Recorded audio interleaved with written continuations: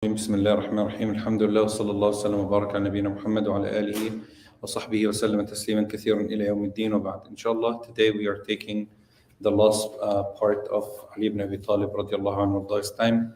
And Ali ibn Abi Talib's time, the last fitna that took place are the the appearance of the Khawarij of the time of Ali, and we'll speak about what that means, inshallah, in details. And we'll speak about the different incident that happened. When Ali ibn Abi Talib radiallahu anhu and Muawiyah radiallahu anhuma, when both Ali and Muawiyah radiallahu anhuma, when they both agreed that they're gonna leave and they will find people to reconcile and they'll choose the people to judge between them, everyone went back to where they came from. Ali ibn Abi Talib radiallahu anhu went back to Kufa, and Muawiyah radiallahu anhu went back to Damascus.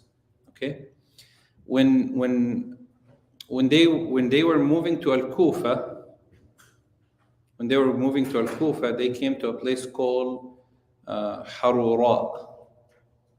Harura is a city that is known by Al-Kufa, and this name actually has a background in history because this group is going to be later called Haruriya because of that area. Okay, so Al-Haruriya are the Khawarij in another sense. So what happened to these people? These people, they camped in Harura, but some narration said the minimum is 6,000. And they stopped there and they said, "Inil hukmu illa lillah." They said, Allah said in the Quran that al-hukm, judgment, belongs to Allah. So what Ali radiallahu anhu did with Muawiyah is that he chose to let people judge between them, and the judgment belongs to Allah. So therefore, Ali ibn Abi Talib is kafir. Okay, that's it. Then they stopped there, and Ali went back to Al-Kufa. They stayed in Harura. Within 1 year, their ideologies start spreading. So one, if you don't believe in what they believe in and what they say, you are kafir. And if you are kafir, that means what? Blood is halal, non-sacred. Your money is halal. Your wealth is halal. Your honor is not protected. So when Ali ibn Abi Talib radiallahu anhu heard of what they were saying, he sent people to them to speak to them to make sure and investigate that these people are really thinking what they're thinking. So he knew that these people are really thinking that way. And those people are a group that the Prophet ﷺ, and this is a prophetic statement from the time of Rasulullah, Dhul Khuwaysira is their grandfather. Dhul Khuwaysira is a man, heavy man. He came to the Prophet ﷺ after one of the battles. And he said, he took the Prophet ﷺ from his clothes and he said, "Ya Muhammad, be just." And the Prophet ﷺ said, "Wayhak, if I am not just, then who else is going to be just?" He said, "Ittaqillaha wa'adil." And the Prophet ﷺ said, "For what?" He said, "You did not distribute the money equally." So Umar al-Khattab radiallahu anhu, when he heard them saying that, he took his sword out and he stood up to him. And the Prophet ﷺ said, don't touch him. يَخْرُجُ مِنْ ضِئْضِئِ هَذَا أُنَاسٌ تَحْقِرُونَ صَلَاتَكُمْ إِلَى صَلَاتِهِمْ وَقِيَامَكُمْ إِلَى قِيَامِهِمْ يقرؤون القرآن لا يتجاوز حناجرهم سفهاء الأحلام طياش العقول. Then he said, sallallahu alayhi wa sallam, فَمَنْ وَجَدَهُمْ مِنْكُمْ فَلْيُقَاتِلْهُ. He said, they come from his offspring, people that you will disgrace, dislike, okay? Dishonor your prayers compared to their prayers, your recitation compared to their recitation. They will be the best worshippers. They'll be reciting Quran. They were called Al-Qurra, by the way. All those 6,000 were called Al-Qurra, okay? But the Prophet ﷺ said that the Quran would not reach their hearts, meaning that they'll be fluent with the recitation of the Quran, they'll be reading the Quran, but the problem is it will not affect their heart. 1, 2, the Quran would not benefit them. لأنهم ما استفادوا من القرآن. They interpret the Quran their way. Okay? Also The Khawarij? Yeah. But not same ideology shifted. The Khawarij actually ended up having more sects within the sect. So they were the first sect that came out were the group who came out to Harura, and they said to Ali ibn Abi Talib radiallahu anhu, you should not have chosen to judge or to choose judges to judge between you and Muawiyah, because the judgment belongs to Allah, meaning the book of Allah. What does the book of Allah say? To kill them. We have to fight them till they die. Yani Iraq fights Damascus till they die. And Ali ibn Abi Talib radiallahu anhu said, but that's not what in al-hukmu illa lillah, that's not how you understand it. Okay? So they did not listen to him radiallahu anhu. This is year 37, 38. So he sent them Abdullah ibn Abbas radiallahu anhu. And this is the first debate between the Khawarij and they're called Khawarij because of what? Because they went out against, kharaja means to go out, to exit. So they went out against Ali ibn Abi Talib. So that's why they're called Khawarij. Okay? They're called Al-Muhakkima because they said in al-hukmu illa lillah, the judgment is only belongs to Allah subhanahu wa ta'ala. They're called Al-Mariqa. Al-Mariqa are those who escape out of, like an arrow when you shoot it out. And that's what the Prophet said. He said they will escape out of the deen, like you shoot an arrow and escapes out of the bow. Then he said Al-Haruriya because of Harura, the area. They were also called Ash-Shurah because they claimed that they bought. Shara means to what? Huh? To sell, not to buy. No, in Arabic, ishtara is to buy. Shara means to sell. So they say we sold our souls to Allah. Okay? And that's why among them there was a woman well known. She used to scream out in the markets and say, there is nobody who wants to sell this head and cut it off so I could enter Jannah. She was thinking she's going to get to Jannah, so she was looking for someone to cut her head off very quickly in the battles so she could rush to Jannah because she sold her. So, لكن كل هذا تأويل. That's why nobody says that the Khawarij were kuffar. Why? Because of their wrong interpretation. They did not escape. What they did was wrong, but they were never called kafir because their interpretation was incorrect. And that's the problem when somebody starts following their own desires and their own interpretation without knowledge. Okay? Among the Khawarij, there was a person, he was a leader of the Khawarij at that time, well known, Abdul Rahman ibn Muljam. Okay?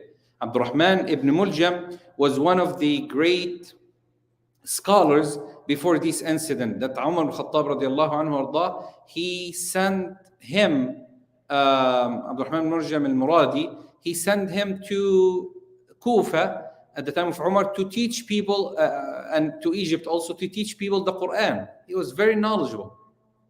And Abdul Rahman ibn Muljam was among those people who, and Hurqus and others were known among the Khawarij. So Ali ibn Abi Talib radiallahu anhu arda sent Abdullah ibn Abbas, and he told him, he said, don't go and debate them. He said, no, let me talk to them. Let me see what they say. So he dressed very nicely and he perfumed his body and he went to them. As soon as they saw Abdullah ibn Abbas, they honored him because he is Rasulullah sallallahu alaihi wasallam's cousin. But then they said, you know how much we respect you and we love you, except that you come appearing like this, and this is not zuhd. Asceticism. Okay, and zuhd, you have to understand, zuhd is not by how you dress. As zuhd is not what you wear. As zuhd is in the heart. Okay, so you could be. So he said, oh, so I'm not zahid. They say no. He said, well, I saw the man who's better than me and you wearing better clothes than the one I am wearing now, and he's the most zahid on earth, sallallahu alaihi wasallam, and he's better than you and me regardless. So would you listen to me now? They said, of course, you have more knowledge than us in the Quran, and he is called the mufassir of the Quran, the interpreter of the Quran. So he said, anything I would say to you, would you listen? And they said, let's see what you have to say, because we trust your interpretation of the Quran better than us. So they said, we have three things against Ali ibn Abi Talib radiallahu anhu. Number one, that he chose someone to judge other than the book of Allah, and Allah says the judgment is to Allah. Number two, he took captives of wars and he freed them. So if they were captives of wars, they were supposed to be taken as the booty of war. So if they were Muslims, why did he fight them? If they were disbelievers, why didn't he take them? 3, he stepped down or he let go of the title Amirul Mu'mineen. So if he's not Amirul Mu'mineen, the leader of the believers, therefore he is Amirul Kafirin. Ibn Abbas said, that's it. They said, yeah. I said, okay. Point number 1.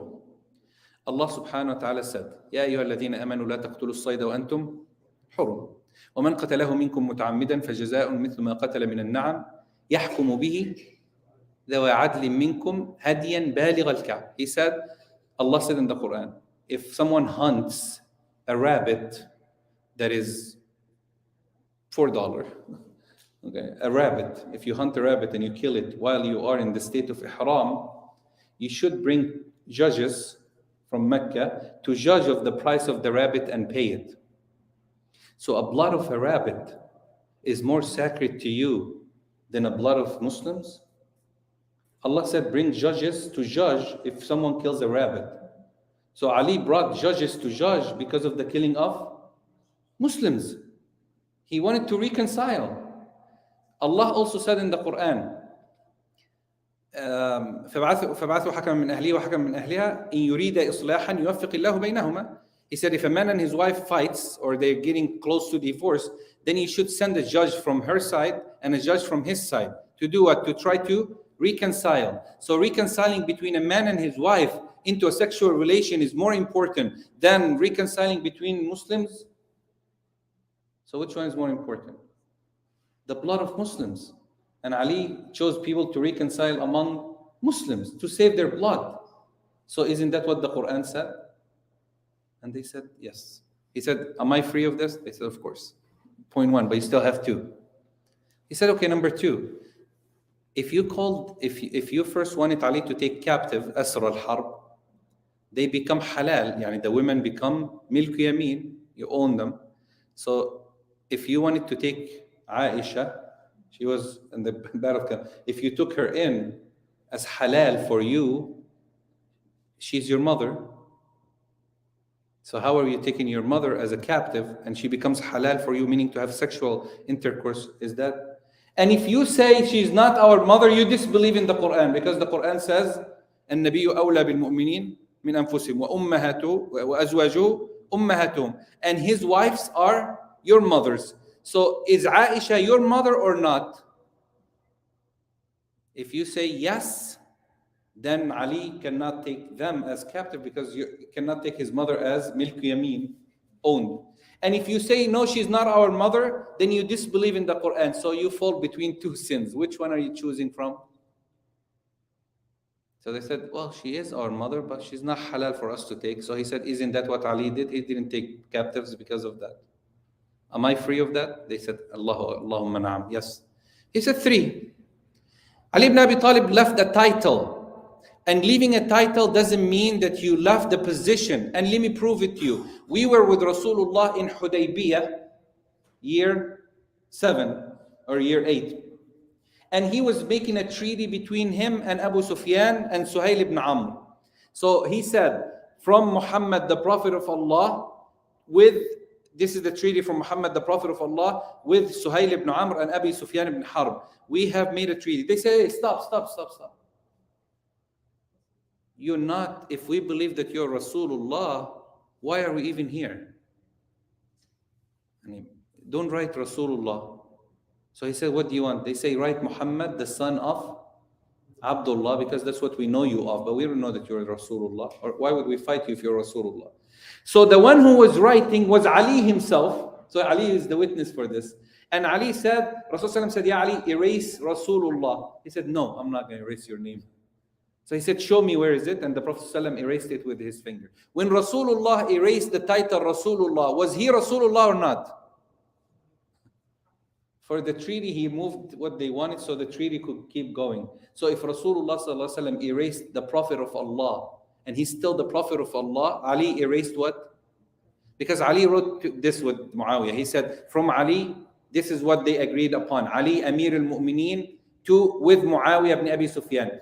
He said, if I witnessed you that you're Amir al-Mu'mineen, this story will be over. But I would want you to write from Ali, and you start with your name. Muawiyah said, you start with your name because you're better than me. So your name has to come first, but don't put a title. So Ali said, okay, write it, the treaty without a title. So when he stepped down, when he didn't write a title, he is Amir al-Kafirin.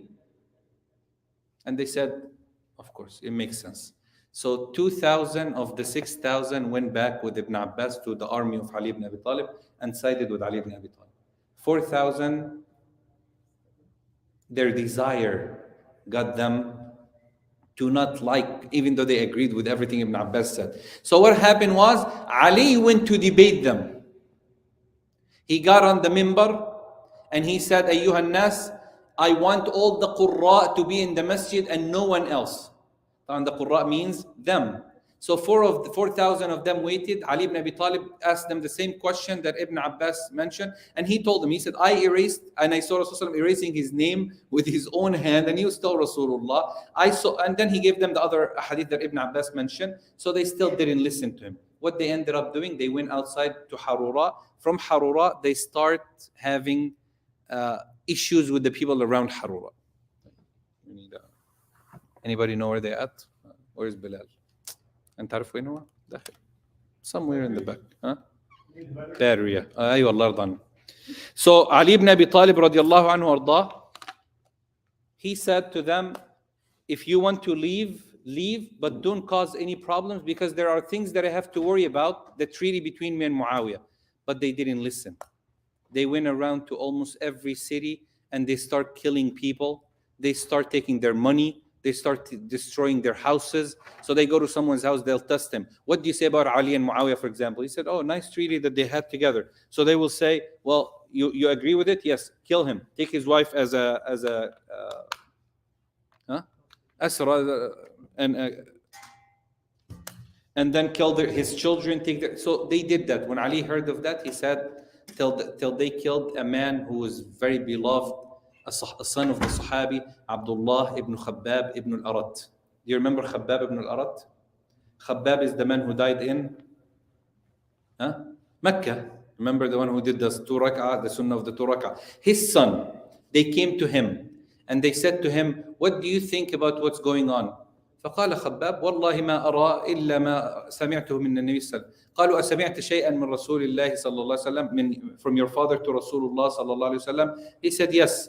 He said, I heard my father saying there will come a fitna where people who are sitting are better than the ones who are standing, and the ones who are standing are better than the ones who are walking. And if you could prevent yourself from falling into this fitna, the fitna of the Khawarij, and you will see them and you should fight them. So they say, oh, so this is what you heard from your father? He said, yes. So they took him to the river. While they were walking, look at the taqwa that they had. A date dropped from a tree. So someone picked it up to eat it. So one of them, hit his hand and said, Taqillah, this doesn't belong to us. Put it back. The person is a mu'ahad. We gave him the ahd, the covenant. So Abdullah ibn Khabbab said, so a date is more sacred than my blood? What kind of taqwa do you have? These people were foolish. They thought, وَهُمْ يَحْسَبُونَ أَنَّهُمْ يُحْسِنُونَ صُنْعًا. They thought they were doing good. So they took him to the river and they told him, so this is the last thing you witness, you're with Ali and so on and so forth. They say, they slaughtered him. They actually killed him and they took his wife. She was pregnant. They opened up her stomach. They took their baby out and they killed her and the baby. So when Ali ibn Abi Talib radiallahu anhu heard of all this, he said, it's over. There is no way that we could leave these people. Instead of, they told his people said, Ya Ali, if you want to go, let's go and fight Muawiyah. Remember, this is almost a year now and no treaty have taken place. So Ali ibn Abi Talib said, forget Muawiyah in Damascus. We are brothers. We could deal with each other. What we fight upon is not as important. I cannot leave these people behind to protect my children and my family. They are more dangerous than Muawiyah and his people right now. So he went out radiallahu anhu to the minbar and he gave a khutbah to them, trying to stop them from what they were doing. And they came out and they witnessed in the face of Ali ibn Abi Talib that what were they doing, it was upon the truth, and Ali was a kafir, and therefore they're willing to fight him. So Ali ibn Abi Talib took his army and he went to fight them in the Battle of Nahrawan. It's a very famous battle in Islam, year 38. And this is one of the most known battle between the Khawarij and Ali ibn Abi Talib radiallahu anhu wardah. And Ali ibn Abi Talib radiallahu anhu wardah defeated them. Yani almost all of them got killed. Almost. So Abdurrahman ibn Muljam and group with him, they escaped out, okay, withdraw, and they were hiding at the time of Ali ibn Abi Talib radiallahu anhu. So Ali thought that the fitna was over and he got rid of the Khawarij. This is the end of year 38. Okay, year 38. طبعا Abdurrahman ibn Muljam, the last part of it now, Abdurrahman ibn Muljam met his group and he said to them, there are 3 people on this earth who are the cause of all this fitna that we're going through. Everything that have happened because of 3. Ali ibn Abi Talib, Muawiyah ibn Abi Sufyan, and Amr ibn al-As. All right, these 3. If we could kill these 3, then we will finish off all the fitna. There wouldn't be any more problem. So Abdul Rahman ibn Muljam, la'anallah, he said, I will take care of Ali. And he sent someone to Egypt and he sent the other person to Damascus. And they agreed they will come in the 17th of Ramadan, year 40. So the year, not next year, the year after, they'll come in the 17th of Ramadan during Fajr prayer. On the 17th, every one of them will go to the masjid. The one who leads Salah is always the Amir, the leader. So Amr ibn al-As was the leader of Egypt, Muawiyah in Damascus, Ali in Kufa. So they said Fajr. When they come out for Fajr, we stab them during Fajr. So all 3 are killed in the same time. So the first person went to Amr ibn al-As. Amr ibn al-As was sick that day, and he assigned Kharija. Kharija was the chef of the police at his time. So I assigned him to pray because he was sick. And then, that person doesn't know. He came to Fajr. He found the person leading Salah. He took his knife and he stabbed him. So when they took him, they were screaming, where is the Amir? Where is the leader? So the guy who killed him said, what do you mean, where is the leader? Didn't I kill your leader already? They said, no, you killed Kharija. So he said his famous statement that people in Arabic use nowadays, قالوا أردت عمرا وأراد الله خارجا. I wanted to kill Amr and Allah chose Kharija to be killed. Yani when you want, this is the statement they use, like when you want to say, I wanted to do this, but then something else happened. The Muawiyah, the person who went to Muawiyah, he got him in the Salah, but he injured him, not killed him. So he injured him, some narration says in an area in his body, so it doesn't have any more children, but he missed, so he got him injured only. Now, Ali ibn Abi Talib radiallahu anhu, who used to go out to Fajr and wake up people for Fajr. So while he was doing that, Abdurrahman ibn Muljam had a poison knife with him. He ran after him and he stabbed him till he died radiallahu anhu. And Ali ibn Abi Talib knew he would be killed, by the way, because Rasulullah sallallahu alayhi wasallam said, Ya Ali, he saw him one time in the masjid. He said, Ya Ali, atadri man ashqa an-nas? Do you know who's the most miserable among people? أشقى الناس. فقال علي من يا رسول الله؟ قال أحيمر ثمود. أحيمر ثمود, the man who killed the camel, the she camel in the story of Salih. Yeah, he is the most miserable. Okay, the person who killed, his name is Uhaymir. Uhaymir Thamud is the most miserable. And the one who would cut off that head, that the blood will be dropping on the beard, he is also the most miserable. He's talking to Ali radiallahu anhu wa arda. So that's why Ali ibn Abi Talib used to say that when somebody would come and visit him when he's sick, like very sick, and they will say, we came to visit you, we're so worried, make istighfar and ask Allah subhanahu wa ta'ala to forgive you. It might be the time of death. They remind one another. And Ali used to laugh and says, nope, I'm not going to die in my bed. Because Ashqa an-Nas is not out yet. I'm going to be killed. And that's why he used to tell the Khawarij, why are you delaying coming out and killing me? Like the guy, like where is he? And in Nahrawan, they knew that these were the Khawarij because of 2 hadith. Number 1, the hadith of the Prophet ﷺ, he said that he encouraged them. Ali used to say that the people will come out. One of them would have a short arms, and part of his arm would look like a chest of a woman. That's how Rasulullah described him. Okay, heavyweight, dark skin. His shoulder area, he wouldn't have long arm, short arms. Okay, and then the shoulder part of his arm looked like a breast. That's exactly the description. And he said he'll be so tough. If you kill him, then know that these are the people of hellfire. In another hadith, Ali said to the people, he said, Wallahi, if I tell you the reward, if I'm not afraid that you would rely upon the reward of fighting those people, that if a person gets killed by them, he's getting a reward in Jannah that you cannot even imagine. And I don't want to tell you what Rasulullah ﷺ said about the reward of killing them and fighting them or being killed by them.